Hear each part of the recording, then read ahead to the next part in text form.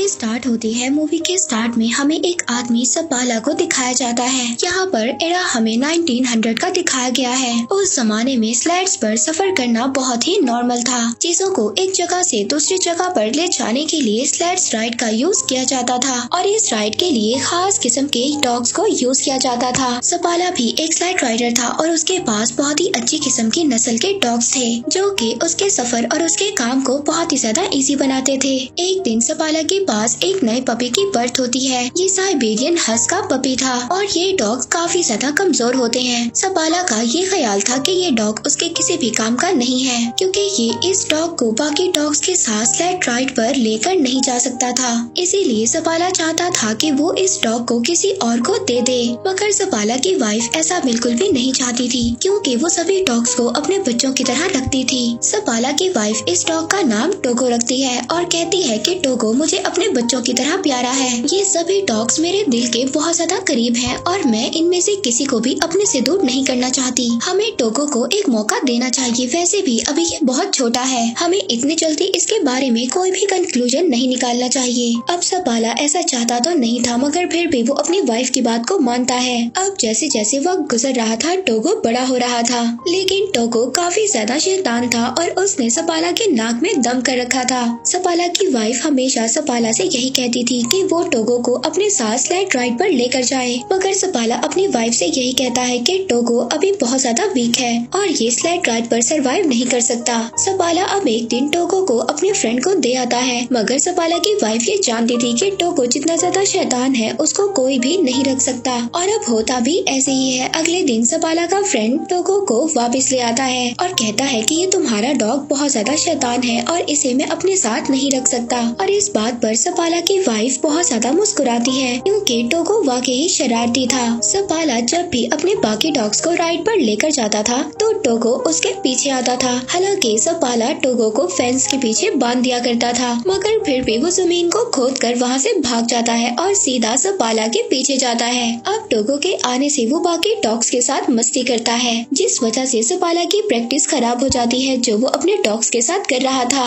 एक दिन वो पानी में भी गिर जाता है। सपाला उसकी शरारतों से तंग आ गया था, इसलिए अब वो टोगो को रूम में बंद कर देता है, मगर टोगो वहाँ से भी किसी तरह से बाहर निकल आता है। अब एक दिन सपाला अपनी एक फीमेल फ्रेंड को कन्विंस करता है कि वो टोगो को अपने पास रख ले। सपाला की फ्रेंड बहुत ज्यादा स्ट्रिक्ट थी, वो ये कहती है कि टोगो को रूम में ही रहना होगा। खैर सपाला को इस बात से अब कोई भी मसला नहीं था। वो अपनी फ्रेंड के पास टोगो को छोड़कर वहाँ से चला जाता है, मगर उनके जाने के थोड़ी ही देर बाद टोगो वहाँ पर विंडो का शीशा तोड़ता है और बाहर आ जाता है और सीधा दोबारा से सपाला के पास आ जाता है। सपाला टोगो को देखकर बहुत ज्यादा परेशान हो जाता है। वो नोटिस करता है कि टोगो के हाथ भी जख्मी हो चुके हैं और उनसे खून निकल रहा है, इसीलिए अब वो टोगो को घर तक ले जाने के लिए स्लेड पर बिठाता है, मगर टोगो स्लेड पर नहीं बैठना चाहता था। वो बाकी डॉग्स के साथ भागना चाहता था। अब इतनी ज्यादा कोशिश करने के बाद भी जब टोगो स्लेड पर नहीं बैठता तो सपाला उसको बाकी डॉग्स के साथ बांध देता है। अब कुछ दूर जाने के बाद सपाला ये नोटिस करता है कि टोगो काफी ज्यादा एनर्जेटिक है और वो बाकी डॉग्स के निस्बत बहुत ज्यादा स्पीड से भागता है और अब इसीलिए सपाला टोगो को सबसे आगे बांध देता है। टोगो अपनी स्पीड से बहुत ही जल्दी सबको घर पहुंचा देता है।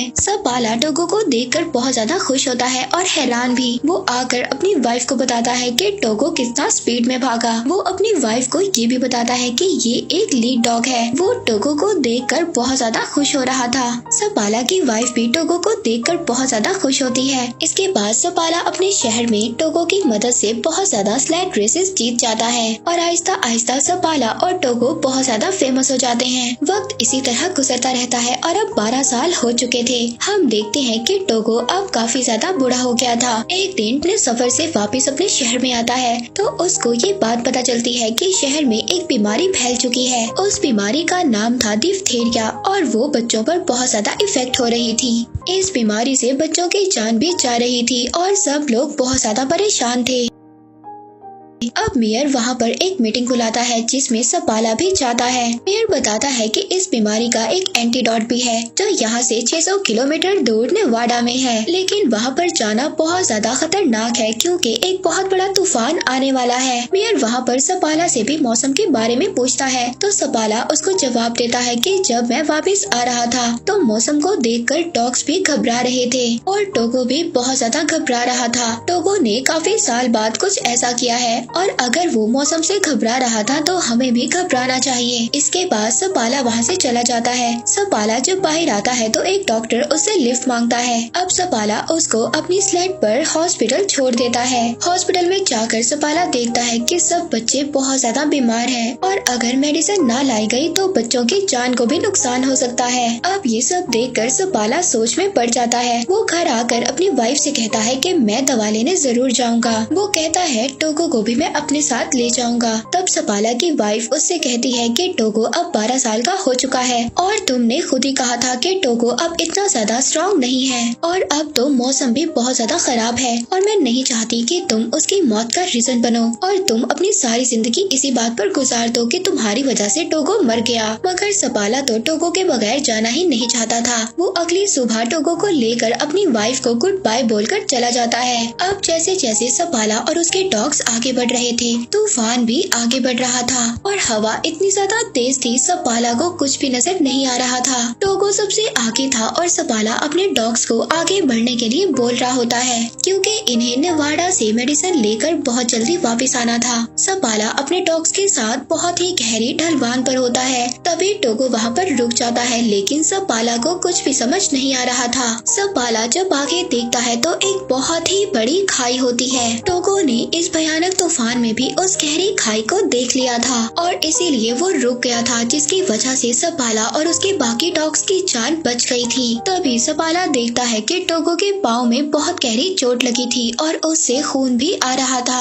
अब पूरा दिन सफर करने के बाद सपाला और उसके बाकी डॉग्स एक आउटपोस्ट पर पहुंचते हैं। उस आउटपोस्ट पर एक लेडी डॉक्टर होती है। वो सपाला को बताती है कि टोगो अब 12 साल का हो चुका है और ये काफी ज्यादा वीक हो चुका है और इतना बड़ा सफर टोगो के लिए अच्छा नहीं है। मगर फिर भी अगले दिन सपाला और उसका लीडिंग डॉग टोगो आगे बढ़ते हैं। वहीं पर दूसरी तरफ हॉस्पिटल में बच्चों की हालत बहुत ज्यादा खराब हो रही थी। इधर सपाला अपने डॉग्स के साथ आगे बढ़ रहा था। वो शॉर्टकट्स ले रहा था ताकि वो जल्दी से अपने पॉइंट पर पहुंच सके। अब जब वो आगे देखता है तो आगे एक बहुत ही खतरनाक जमी हुई झील थी और दूसरी तरफ से खतरनाक तूफान भी उनकी तरफ बढ़ रहा था। मगर सपाला यहाँ पर डरता नहीं है। वो अपने डॉग से कहता है कि आगे बढ़ो इस बर्फीली झील से जो उनके कदमों से भी हिल रही थी। सपाला के डॉग्स बहुत तेजी से आगे बढ़ रहे थे और वो किसी तरह उस झील को पार कर लेते हैं। अब पूरा दिन सफर करने के बाद ये लोग एक और चेक पोस्ट पर पहुँचते हैं और वहाँ पर पहुँचकर आराम करते हैं। दूसरी तरफ हम देखते हैं कि सपाला की वाइफ मेयर के पास जाती है। वो बताती है कि नेवाडा से मेडिकेशन को भेज दिया गया है और वो रास्ते में ही सपाला को मिल जाएंगी। मगर सपाला तो शॉर्टकट से आगे बढ़ रहा है और अगर वो मेडिकेशन उसको ना मिली तो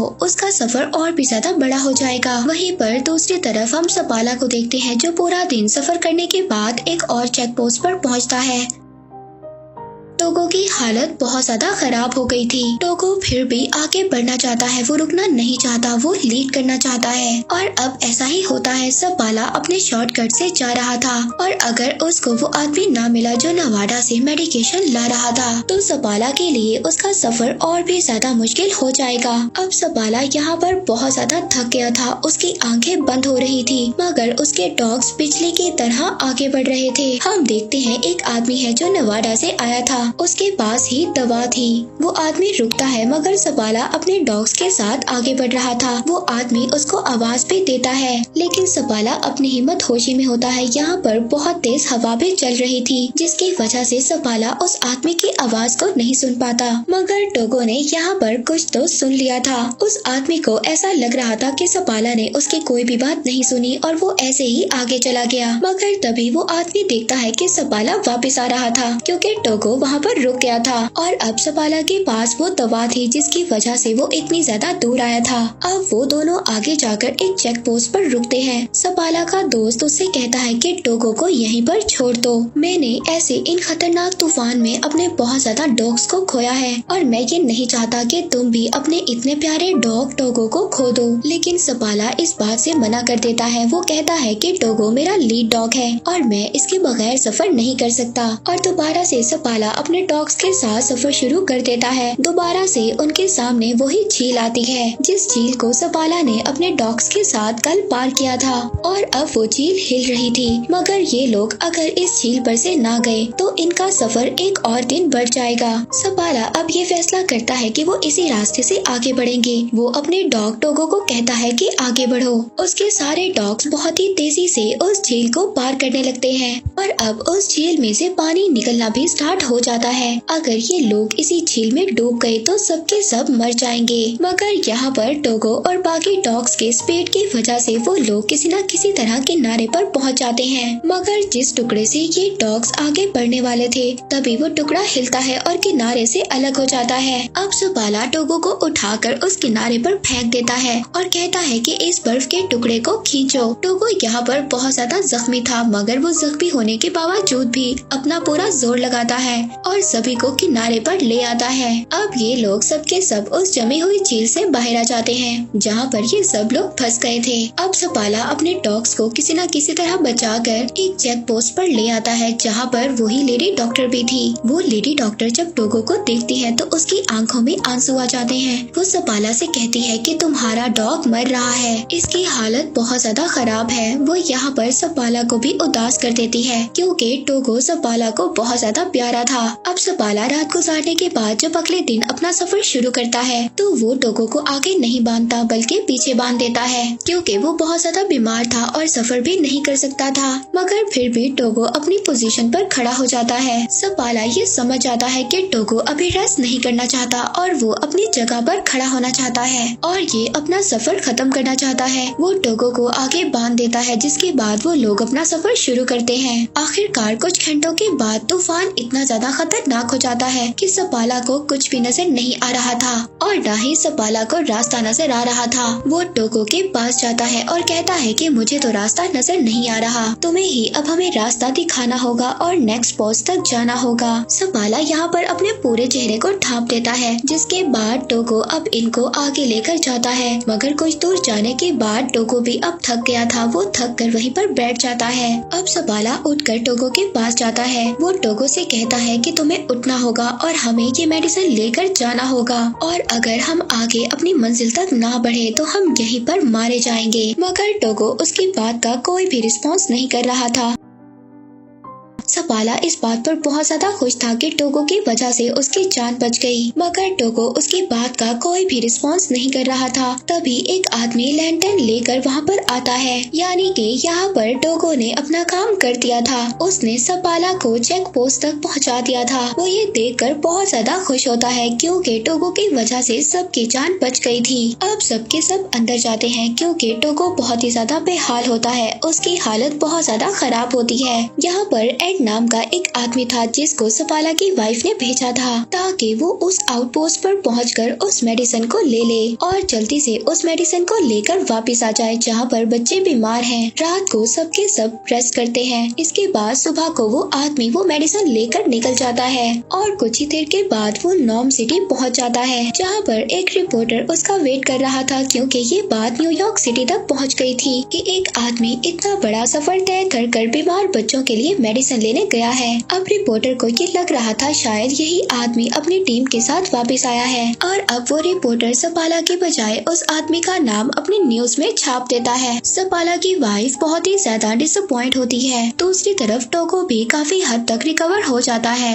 अब सपाला अपने डॉग्स के साथ नॉर्म सिटी पहुंच जाता है। वहाँ पर सपाला और टोगो को थैंक्स बोलने के लिए बहुत सारे लोग आते हैं। यहाँ पर वो बच्चे भी आते हैं जो सपाला की वजह से ठीक हो गए थे। वहीं पर एक बच्ची भी आती आती है वो टोगो को देखती है और पूछती है कि क्या ये मरने वाला है। तो सपाला इसकी ये बात सुनकर अपने घर से बाहर चला जाता है। तब उसकी वाइफ उसके पीछे जाती है। वो अपनी वाइफ से कहता है कि टोगो की आज जो भी हालत है वो मेरी वजह से है। टोगो 12 साल का था और उसे मुझे अपने साथ लेकर नहीं जाना चाहिए था। लेकिन उसकी वाइफ उससे कहती है कि क्या टोगो के अलावा कोई और भी था जो ये काम कर पाता। सपाला यहाँ पर खामोश हो जाता है क्योंकि वो ये जानता था कि टोगो के अलावा कोई भी ये काम ना कर पाता। अब इसके बाद हम देखते हैं कि अगली सुबह सपाला दोबारा से अपने डॉग्स के साथ प्रैक्टिस पर जा रहा था। अब टोगो जब ये देखता है तो वो भी बाकी डॉग्स के साथ बाहर जाना चाहता था। वो घर में नहीं रुकना चाहता था। अब सपाला इस बात को समझ आता है कि वो स्लाइड्स को नहीं खींचना चाहता था बल्कि वो तो सपाला के साथ टाइम गुजारना चाहता था।